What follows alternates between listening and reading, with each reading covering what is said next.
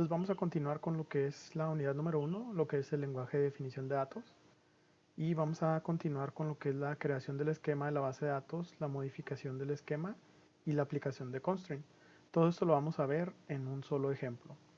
Entonces vamos a seguir con lo que viene siendo el ejercicio de la escuela y vamos a definir las tablas para poder nosotros guardar esta información que nos están pidiendo. Entonces, lo que vamos a hacer es que nos vamos a ir ahora a SQL Server, ¿sí? Y vamos a crear un query nuevo. Si yo quiero guardar este query, lo único que tengo que hacer es darle File, Save Query, Save SQL1 Query As, y aquí ya puedo guardar yo en donde yo quiera el query. Entonces le voy a poner aquí crear base de datos. Bueno, no es necesario que le ponga .sql porque aquí lo va a poner. Lo guardo, me voy a ir al folder de TBD y aquí si se fijan está un archivo .sql. Entonces ahora voy a crear una de dos. Puedo utilizar este mismo archivo o simplemente cerrarlo y darle new query y empezar a crear lo que viene siendo el query que vamos a hacer. Entonces, lo primero que tenemos que hacer es definir en dónde se va a crear esa tabla. Y para eso tengo que utilizar el use. El use me va a decir en dónde voy a crear las tablas que a continuación voy a definir. ¿Sí? Si yo, por ejemplo, aquí le pongo use master, aquí lo que va a pasar es que se van a crear en el folder de lo que viene siendo el SQL Server. ¿Sí? Por default lo va a crear aquí en System Databases. Pero yo quiero crear las tablas aquí, ¿sí? O sea, yo no quiero utilizar esta base de datos y que se creen las tablas aquí. Yo quiero que se creen aquí. Entonces, yo no tengo ahorita ninguna tabla aquí. Entonces vamos a crearlo en escuela, ¿sí? Otra cosa que yo puedo hacer es no poner el use y simplemente en este dropdown escoger la base de datos de escuela. ¿Ok? Ahí todo lo que ejecute en esta ventana se va a ejecutar aquí. ¿En qué servidor estoy? Pues esa es muy buena pregunta. Yo voy a poner el ratón aquí arriba y si se fijan, aquí dice que estoy en el servidor SQL Express.escuela, o sea que todo lo que se va a ejecutar está en la base de datos escuela, ¿sí? Entonces, ahora vamos a empezar a crear la base de datos. Voy a utilizar el use,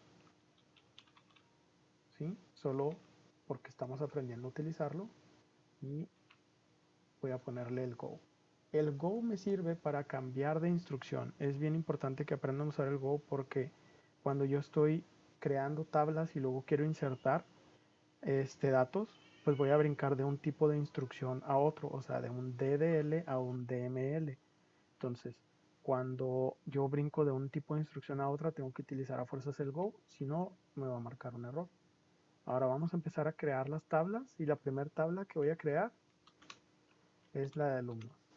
Entonces vamos a poner create table y el nombre de la tabla y luego vamos a abrir y cerrar paréntesis. ¿Ok? Dentro de lo que son los paréntesis yo voy a crear el nombre de los campos. Entonces necesito un ID, vamos a ponerle alumno ID que sea entero. Necesito el nombre del alumno, ¿sí? Y aquí tenemos diferentes tipos de datos, pero el más común es el varchar, ¿sí? Y adentro yo defino el tamaño de la cadena que voy a guardar, ¿ok? Yo puedo poner aquí un número o también le puedo poner un max. Cuando yo le pongo max es que va a tomar el límite de lo que es SQL Server.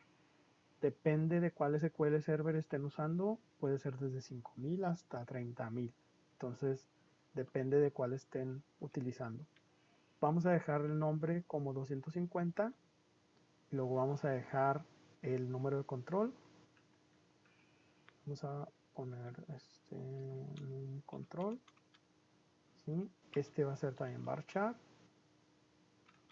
y vamos a ponerle como 10. ¿Por qué? Pues porque el número de control no debe pasar de 10. una dirección. Son parte de los requerimientos que nos pidió el usuario. La dirección vamos a ponerle igual 250. El teléfono no debe pasar de 10. El código postal.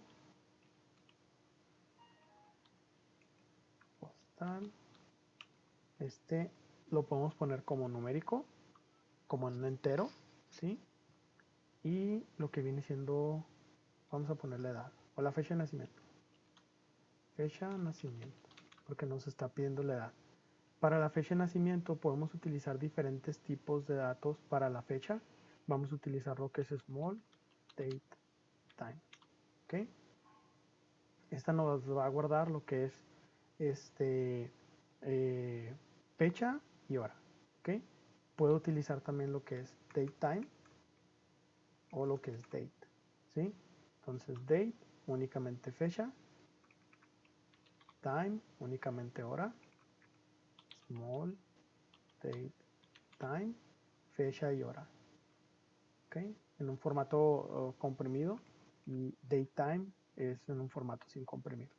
Por lo general yo utilizo small date time, ¿ok? Entonces aquí ya tenemos nuestra primera tabla definida.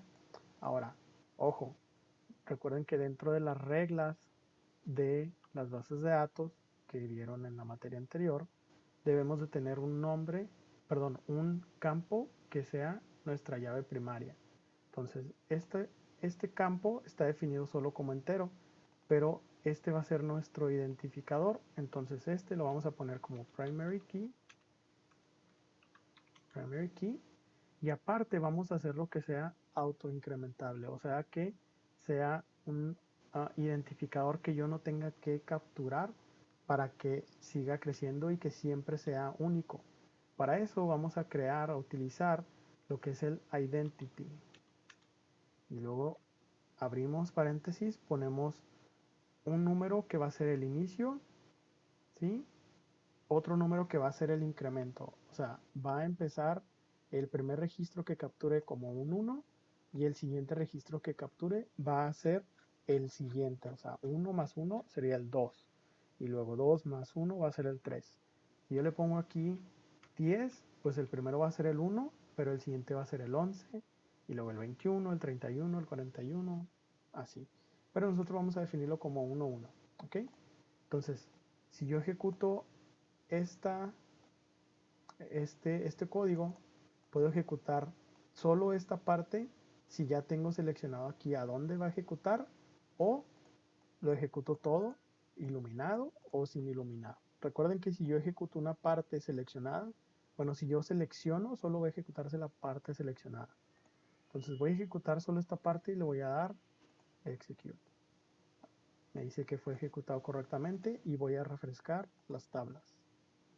Ahora sí, ya tengo la tabla alumnos con las columnas alumno ID, que es una llave primaria y que es un entero y que no acepta nulos, un nombre, número de control, dirección, teléfono, código postal y fecha de nacimiento. ¿Ok? Ahora vamos a crear otra tabla que es el adeudo.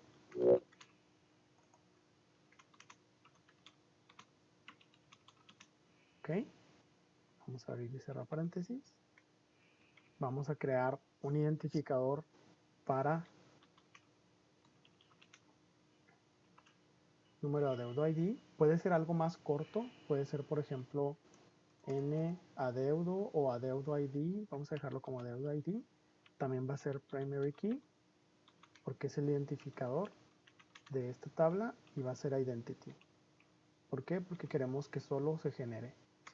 Después vamos a relacionarlo con esta tabla porque aquí vamos a manejar los adeudos de las personas.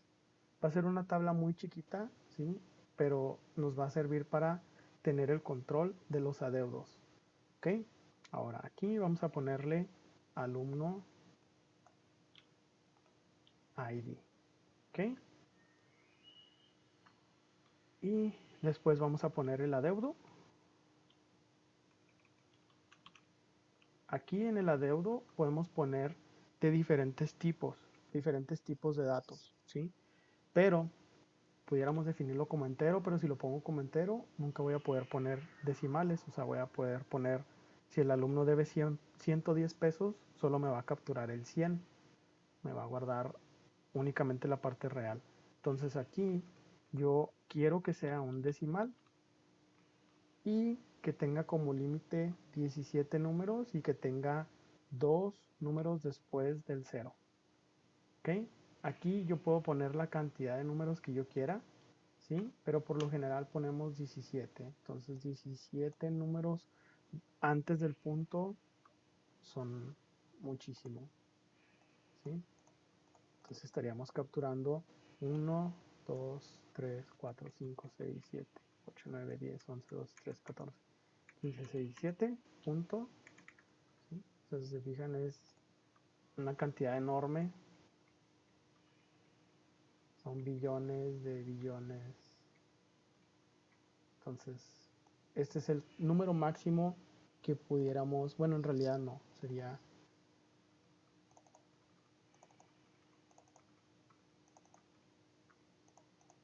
ese es el número máximo que pudiéramos capturar, ¿sí? Entonces ya depende de lo que ustedes vayan a capturar, pues es el número que ustedes van a poner aquí. Si saben que es un número no tan grande, pues pongan un número más chico, ¿sí? Pero digo, como un estándar, pues se maneja el 17, ¿ok? Entonces esta es la tabla de los adeudos y ahora vamos a manejar la tabla de pagos.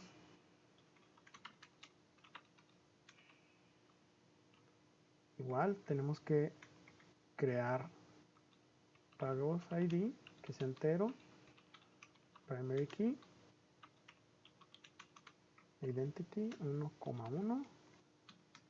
Vamos a poner la relación con alumnos y vamos a ponerle fecha pago, small date time, y vamos a ponerle también la cantidad que pagó. Y esto la vamos a poner decimal y la vamos a poner 17,0, perdón, coma 2. ¿Okay? Ahí está creado. Ahora, yo por poner aquí el nombre del campo de la primera tabla no quiere decir que esté correctamente relacionado. Aquí existe un error en la generación del script, ¿sí? Entonces, vamos a arreglarlo en el siguiente video.